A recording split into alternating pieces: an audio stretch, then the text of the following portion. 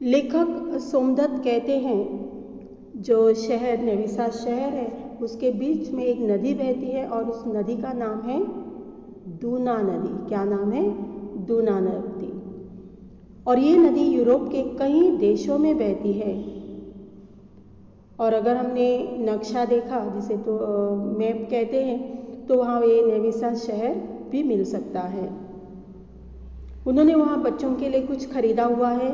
और क्या खरीदा है? तो इटली के सिक्के, यूरोप के सिक्के, इंडोनेशिया का मॉरिशस की सिक्का और मॉरिशस के कुछ टिकटे यानी जो हम पत्र भेजते वक्त एनवलप जो होता है उस पर जो चिपकाए जाते वहाँ। तो उन्होंने ज़्यादा चीज़ें नहीं खरीदी क्योंकि वहाँ कहा गया कि चीज़ें बहुत महंगी होती है। वहाँ उसे बाज़ार से गुजरते हुए लोगों के साथ बच्चे दिखाई देते हैं तो उसे अपने परिवार की बच्चों की याद आ जाती है। वहाँ जो नदी है दूना नदी उसमें बड़ी बड़ी यात्री जहाज चलते, यात्री जहाज यानी जिसमें लोग यात्रा करते हैं। और वहाँ जो लोग हैं हम वहाँ हंगरी के भी हैं और वहाँ के देश के भी हैं और वहाँ ज़्यादातर से लोग फुटबॉल खेलते हैं, फुटबॉल प्रेमी हैं। और उन्होंने यहाँ लिखा हुआ, ये याद रखो कि ये बात बहुत पुरानी है, कि 24 से 20 अप्रैल तक यहाँ विश्व टेबल टेनिस चैंपियनशिप होने वाली है। तो लेखक वह चैंपियनशिप देखना चाहता है और वहाँ बाज़ार में जो इमारतें खड़ी है वह 20-20 मंजिल की है, 10-10 मंजिल है उसे।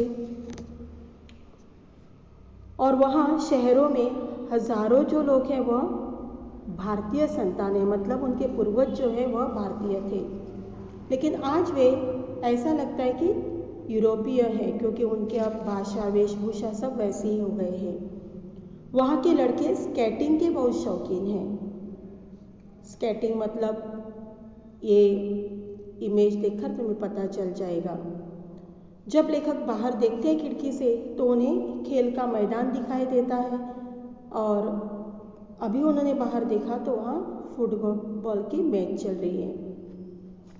और यहाँ 2 टीम है, एक टीम की वर्दी सफ़ेद है और दूसरे की लाल। और ये मैदान जो है वह लगभग आधा फरलांग वहाँ से दूर है। फरलांग यानी जो हम दूरी नापने के लिए माप लेते हैं वह है। हाँ, और उनका कमरा जो है वह 5वीं मंजिल पर है जिसके कारण बहुत ऊंचे जगह पर है, जिसके कारण वह साफ ये खेल देख सकता है। खिड़कियाँ भी वहाँ की बहुत अच्छी है, ऊंची है, चौड़ी है। और जो एक साथ लोग गए हुए हैं अपने काम के लिए वे 22 लोग हैं। और कितने शहरों के कितने देशों के? 17 देशों के।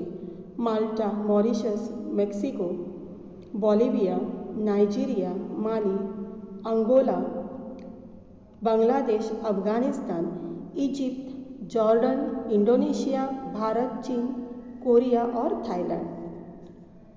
सभी जो यहाँ 17 देश के लोग हैं, अलग अलग भाषा है, अलग अलग वेशभूषा है, खान पान अलग है, रहन सहन अलग है, एक दूसरे को पहचानते भी नहीं है, भाषा भी नहीं जानती है।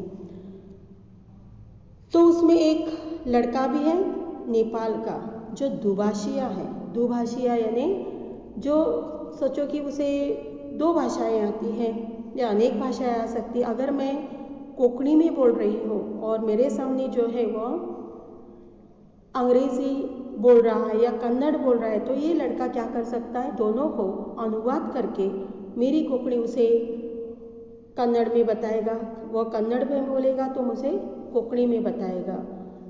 उसे दुभाषिया कहते हैं। उसका नाम है टंग प्रसाद ढकाल। यूनिवर्सिटी की बस से वे पढ़ने गए हैं, तो ये अपने काम के लिए गए हुए हैं। तो कल ये शहर से बाहर एक पोल्ट्री फार्म देखने जाने वाले हैं। और कैसे जाने वाले हैं? तो यूनिवर्सिटी की बस से। यूनिवर्सिटी को हम हिंदी में विश्वविद्यालय कहते हैं।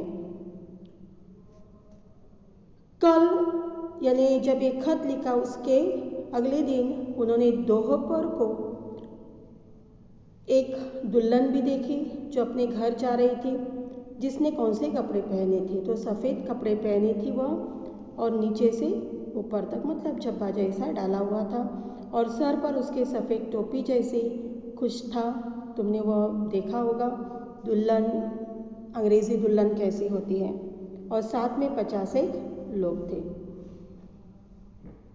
यहाँ का हमारे लेखक कहते हैं सोमदत्त कि फिर आगे सारे हाल सारे वर्णन यहाँ का विस्तार से मैं चिट्ठी में लिखने वाला हूँ और तुम भी मुझे वापस पत्र भेजना, गौतम से एरोग्राम मंगाना। ये एरोग्राम क्या होता है? एरोग्राम यानी जिस अपने देश में भेजने के लिए हमारे पास इनलैंड होता है, अंतर्देशीय पत्र होता है, और अगर हमें विदेश में भेजना है तो एरोग्राम का उपयोग करना पड़ता है।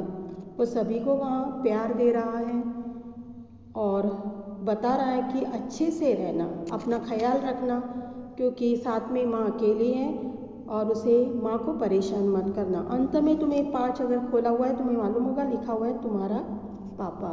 यहाँ उसने हस्ताक्षर किया हुआ है। धन्यवाद।